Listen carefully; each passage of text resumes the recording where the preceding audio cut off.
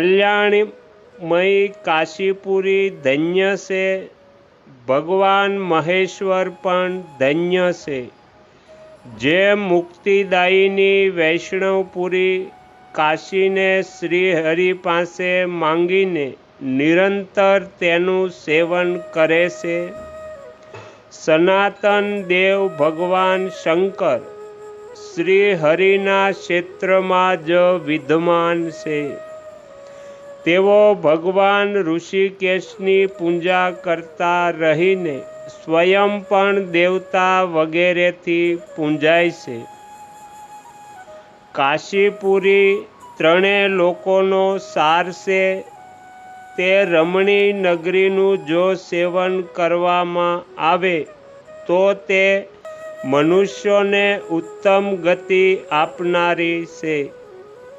नाना प्रकारना पापकर्म करनारा मनुष्य पण અહીં આવીને પોતાના પાપોનો નાશ કરીને રજોગુણ રહિત તથા શુદ્ધ અંતઃકરણના પ્રકાશથી યુક્ત થઈ જાય છે। આને વૈષ્ણવ ક્ષેત્ર તથા શૈવ ક્ષેત્ર પણ કહે છે। આ બધા પ્રાણીઓને મોક્ષ આપનારું છે। महापातकी मनुष्य पण जारे भगवान शिवनी नगरी काशीपुरी में आवे से त्यारे तेनु शरीर संसारना सुदृढ़ बंधनोथी मुक्त थई जाय छे। जे पुण्यात्मा मनुष्य भगवान विष्णु अथवा भगवान शिवना भक्त थईने सर्वने प्रतिदिन आदर बुद्धि थी जोता रहीने आ क्षेत्र में निवास करे से तेवो शुद्ध संत पुरुष भगवान शंकर समान से। तेवो भय दुख अने पाप रहित थई जाय से। तेमना कर्म पूर्ण शुद्ध थई जाय से अने तेवो जन्म मृत्युनी दुर्गम जाळने भेदीने परम मोक्ष प्राप्त करे छे। काशीनो विस्तार पूर्वथी पश्चिम तरफ 2.5 योजन सुधी से अने दक्षिणथी उत्तर तरफ 80 थी वर्णा सुधी 1/2 योजननो विस्तार छे। शुभे 80 शुक नदी से भगवान शिवजीए आ क्षेत्रनो विस्तार आ प्रमाणे बताव्यो छे। काशीमां जे तिमी चंडेश्वर नामक शिवलिंग से तेने उत्तरायण अने शंकुकर्णने दक्षिणालयमां जाणवू। ते ओमकार में स्थित से। त्यार पछी पिंगला नामक तीर्थ आग्नेय कोण में स्थित से। सुकाई गयेली नदी जे 80 नामे प्रसिद्ध से तेने पिंगला नाड़ी समजवी जोईए। तेनी आजुबाजू में लोलाक तीर्थ विद्यमान से। ईडा नामनी नाड़ी सौम्या कहवाय से तेने वर्णाना नामे जाणवी जोईए। ज्यां भगवान केशवनु स्थान से। आ बंनेनी वच्चे सुषुम्ना नाड़ी स्थित से। मत्यसयोदरीने ज सूक्ष्मणा जाणवी जोईए।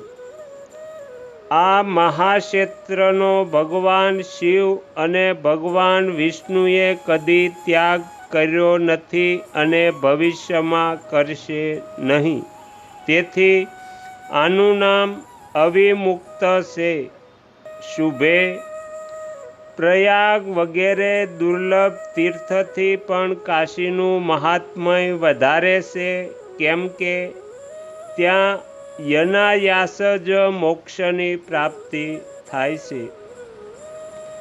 निषिद्ध कर्म करनारा जे नाना प्रकारना लोको छे तथा મહાન પાપ અને પાતકોથી પરિપૂર્ણ શરીરના જે ધૂણાપાત્ર ચાંડાળ વગેરે છે તે બધા માટે વિદ્વાનોએ અવિમુક્ત ક્ષેત્રને ઉત્તમ ઔષધ માન્યું છે.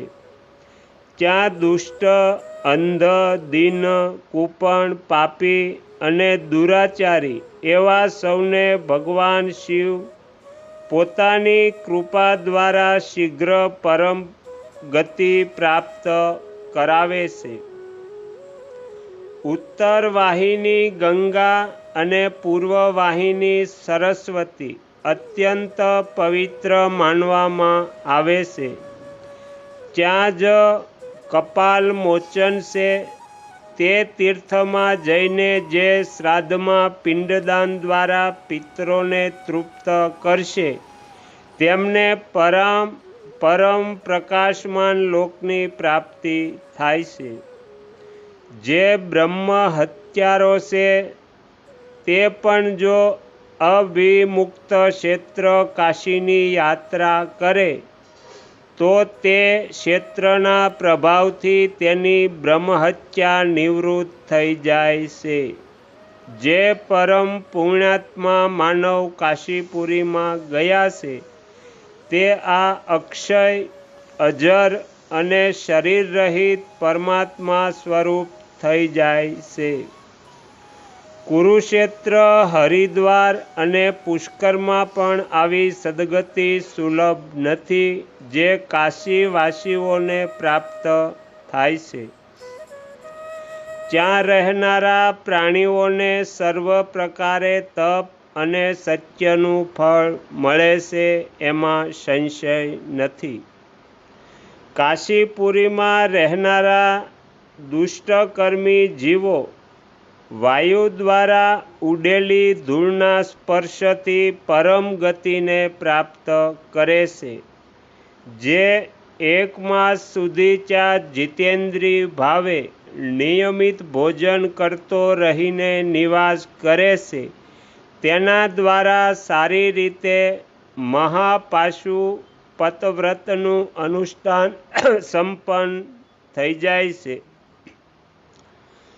તે જન્મ અને મૃત્યુના ભય રહિત થઈને પરમ ગતિને પ્રાપ્ત થાય છે. તે પુણ્યમયી મુક્તિપ્રદ ગતિ તથા યોગ ગતિને પ્રાપ્ત કરે છે. આગળના વિડીયો જોવા માટે આ ચેનલને આ રીતે સબસ્ક્રાઈબ કરો અને આવનારા વિડીયોનું નોટિફિકેશન મળી રહે તે માટે બેલ આઇકન પણ દબાવો.